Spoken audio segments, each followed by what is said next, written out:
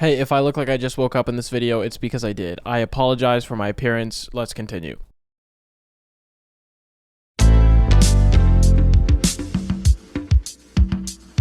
I think, especially in my generation, a lot of people only focus on the success of music, not on the quality of music. They would rather watch how it charts and how the first week streams are than decide if they actually like the song. I might sound like a boomer. That is fucking crazy to me. Like the fact that so many of the biggest fan bases in music right now are only worried about one thing, and that's the success of it. And I get it, you want to see your favorite artist do well. But you see, when your favorite artist is releasing a new project every time another female artist is about to hit #1, scummy. I want to talk about the 3 albums that I have been absolutely obsessed with. I found all of these albums within the last 6 months. And some of them are quite old. One is from 2016, one is from 1985, and one is from 2021. And so what we're gonna do today is just fly through what makes them so good. And I'll do my best to make you feel what I felt when I listened to these albums for the first time, because these have changed me. I'm a changed man now.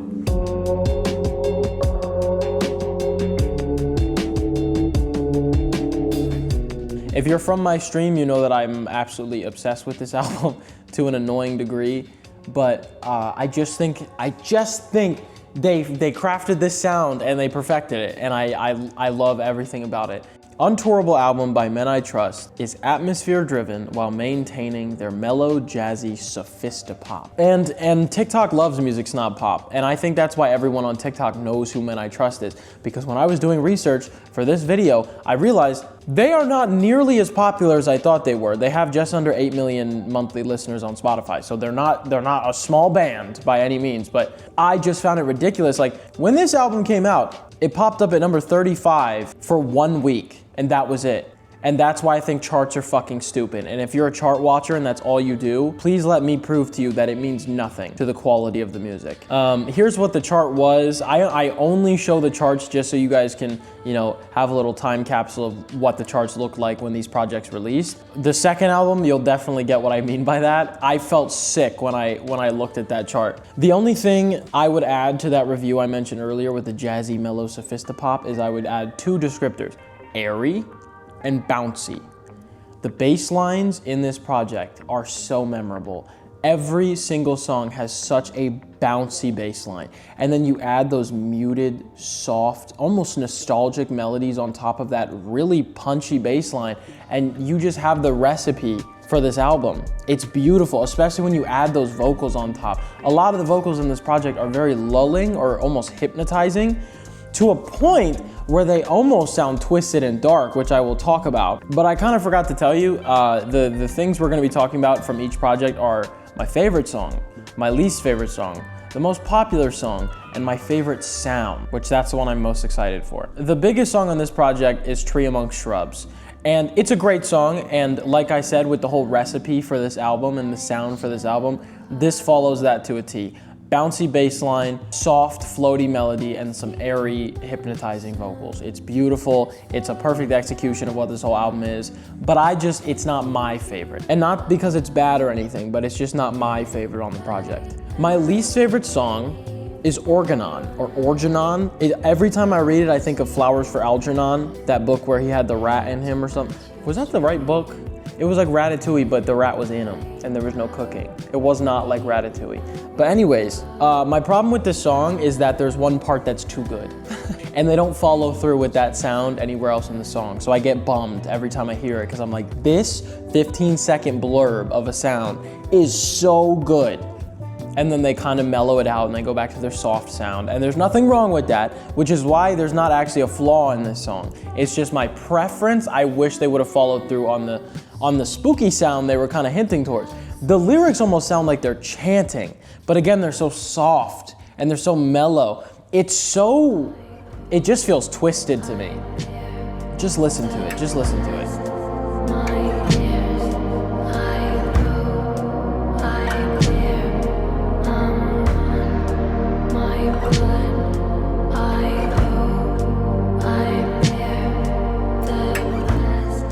What I wrote down for this song is it feels like a siren is trying to get me to jump in the water, and I put in parentheses, I absolutely would. This song is good. It mellows out. Could you imagine if they built upon that sound and they made it like, they added a bit of intensity and that chant continued?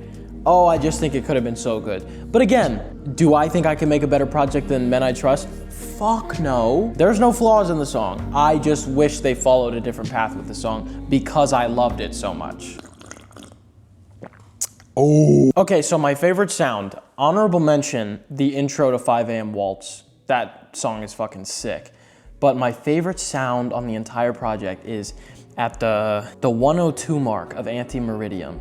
It's just the harshness and the twang of the guitar with the softness and almost the minimalism of the vocals. I just need that sound in me.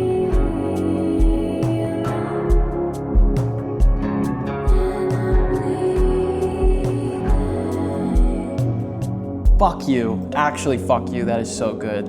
Let's talk about my favorite song. My favorite song is also the first song I ever heard from Men I Trust, and I'm gonna tell you where I found it from. Because I could lie, and I could put on the persona? I could put on the persona of someone that knows so much about music right here. No, I found this song in an Overwatch stream. I was watching Vulture Overwatch at 3 in the morning, and this song came on, and it felt like somebody busted in my ears, for lack of a better term. And as I'm watching a Junkrat one trick at 3 in the morning, I'm hearing the most memorable song I've heard in years, and that would be Serenade of Water by Men I Trust. This is what put me on to Men I Trust. This is still my favorite Men I Trust song. I'm getting goosebumps just talking about it. This song is perfect.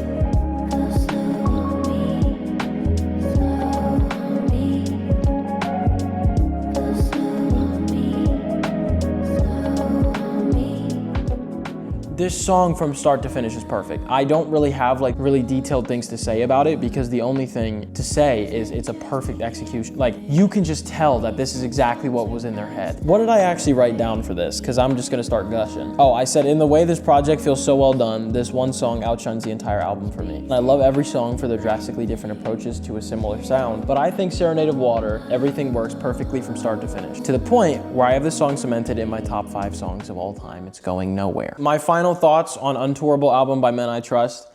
Thank you so much for this project. It is so good. Stayed at the Ace Hotel, the car would allow. I would just be floating to you now. The next project is 22 A Million by Bon Iver. The way I found this project is actually, I was recently going through my old music and I was listening to Friends by Francis and the Lights and Bon Iver. First of all, great song. But second of all, that caused me to go into Bon Iver's discography and kind of see what he's up to, you know? And I stumbled upon his 2016 album. Apparently the title 22 A Million is supposed to mean 22 is him, and a million is everyone else. And then his following album in 2019 called I was about the way he's the same as everyone else. There's no difference between him and others. Supposedly, you could kind of get from this title, 22 A Million, it's gonna be a weird album, right? Not because it's a weird title, but because it's saying how different he feels from others, or how maybe excommunicated, maybe against his will he feels different, or maybe he's saying he shines brighter than others. I don't know. A lot of people don't like titles like that because it comes off corny, but look, I'm having a whole discussion to a camera about what it could mean. I like it. I like weird names like that. So here is the chart when it debuted. Guys, go ahead and look through that top 10 for me. This was 8 years ago, y'all. Dangerous Woman, Blurry Face, Travis Scott's Best Project, the Suicide Squad album, Views by Drake. We got Solange at number 1. And then we have 22 A Million by Bon Iver at number 2. I gotta be honest with y'all. In the way that Untourable album by Men I Trust is pretty easy listening, this album is absolutely not. And just to make my point, I'm going to go ahead and play my least favorite song first. It's where the abstractness goes a little too off the deep end for me. That song is 21 Moonwater. It's a good song. It's a great song. Every song on this album is a great song. The problem with it is the second half of the song just gets too experimental for me. Like I can't drive down the road with the windows down listening to this.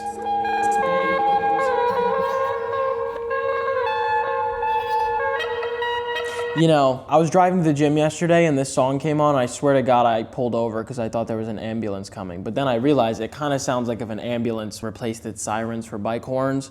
That's what the end of this song sounds like to me. I'm sure there's symbolism, I'm sure there's deeper meaning, but from the listener's perspective with no other knowledge, I don't like it. I want to jump right into favorite sounds because this is such an experimental album. There's so many memorable sounds in it. To me, this entire album feels like moments. He builds up to these moments in each song. He so slowly staggers into these big swelling moments with all these unique sounds that are just beautiful. And I think because of the way that the album is structured, there's so many spots where my favorite sound could be. But what I have down for my favorite sound, it's Death Breast. It's Death Breast. And specifically the drum sequence with the bass line into the vocals where everything kind of comes together. So good. It is so good.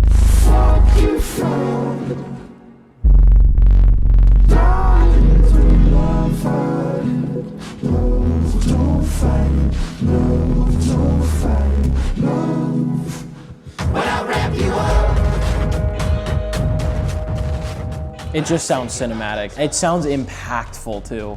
Oh, I love it. Great sound. So if that's my favorite sound, what's my favorite song? My favorite song is the first song I heard on this project. I clicked a random song and that song was 45. Call it what you want, but I'm gonna call it 45. I can't believe this song exists. This is one of those moments where I'm just honored to be alive on the same timeline as Bon Iver. This song is perfect. I have nothing to say about it besides it's a perfect song. The EQ on the instruments versus the actual EQ on the vocals is such a stark contrast. And not only that, this song is a fucking pleasure in headphones to a degree that most other songs could never hit. It's crack for my ears. And whatever software he used to manipulate the instrumental, I don't even know what it is. I don't have a clue what it is, but it's awesome. I can't tell if it's sampled or spliced or it was just an instrument being played and then it was edited in post-production. Whatever it is, it's awesome and it's the best song ever. I've been caught in a fire. I stayed down the other night. I've been caught in a fire. I stayed down. When I know it wasn't the truth. I've been caught in fire. The only note I have for this song is just him stunting on us from start to finish, and I definitely agree with that. I did write it, so it makes sense that I agree with it, but he's just showing us how it's done. That's all he's doing. I have a little section for miscellaneous notes. The song 00000 million is just very worship coded. If you grew up in like a contemporary church in any way, this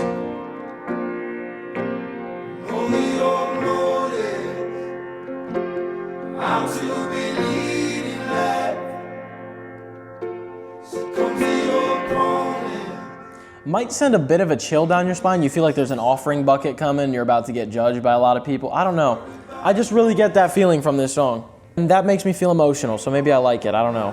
All I really have to say about 22 a Million by Bon Iver is I cannot believe the risk that someone would take as an already established artist. Could you imagine already having a cult following, getting collaborations with these big mainstream artists consistently, and all of them performing very well, so you know you're a good artist. And then you go, hey, let's risk it for the fucking biscuit. And you release this experimental, abstract album with a lot of distorted, strange vocals, a lot of free time melodies. Oh my God, what a risk.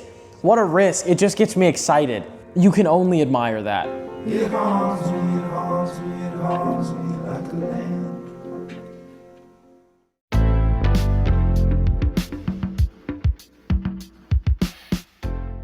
This is why I'd like to really cement the point that charts mean nothing. If you only care about your favorite artist's success and not about the actual art they're making, you don't care about music, you care about marketing, okay? Go fucking listen to a marketing podcast instead of, oh! Anyways, this album is from 1985. Tony Palkovic currently has 2,700 monthly listeners on Spotify. This album I had never heard of until I found its digital version. I don't know if it held any water back then in terms of popularity, but what I do know is this guy fucking busted down. Oh my God, this album is incredible. So the name of the album, also happens to be the most popular song, which also happens to be my favorite song on the project, which I'm not gonna lie, that actually kind of upsets me because I wanna feel unique and different and I wanna have my own taste. And if I match up with the mainstream, damn. It's just an individuality complex. I don't know where it came from and it's not going anywhere. I get annoyed when my favorite song on a project is the most popular song. Let me know down below if you also have that problem and you have an insanely bad individuality complex. Anyways, Born with a Desire is the most popular song on the project, my favorite song on the project, and the name of the project, okay? This is what I wrote about it. Born with a Desire is just a fun ride from start to finish. It never harps on one sound too long. It's either always staggering between instruments or swiftly jumping from sound to sound. I don't even know if that makes sense, so you'll just have to go listen to the full song to see what I mean.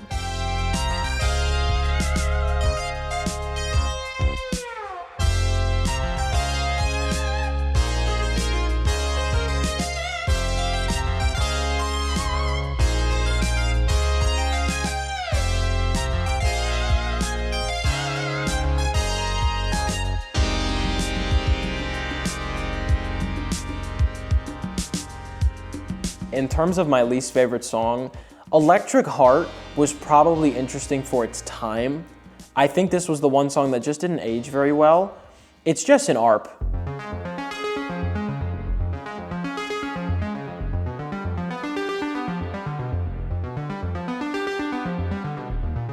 And I'm sure at the time that was a very interesting and new sound and maybe a sign of the new technology that we had or something. I don't know what the 80s technology in music was like. I don't know if ARPs were the new thing. What I do know is ARPs in general are very popular and they have definitely made their way into mainstream music, which is a bit of an understatement. They're very popular, they're very mainstream, everybody knows what it is. They might not know the name of it, but they know what an ARP sounds like, right? And this entire song is just that. There's nothing else in the entire song. Interesting, not a bad sounding song. When I play the album, I don't skip it, but it's also definitely the least interesting song on the project. So I know I said literally 25 seconds ago that my favorite sound on this project is probably within Born with a Desire, but just for the sake of shedding more light on different songs, I will use Breath of Sound as my favorite sound. Breath of Sound has this random little melody. Okay, it's a 6-minute song. It has this random little melody at like the 3-minute mark or something that really just sings to me, and I'm bummed that it doesn't come back and it doesn't get more airtime.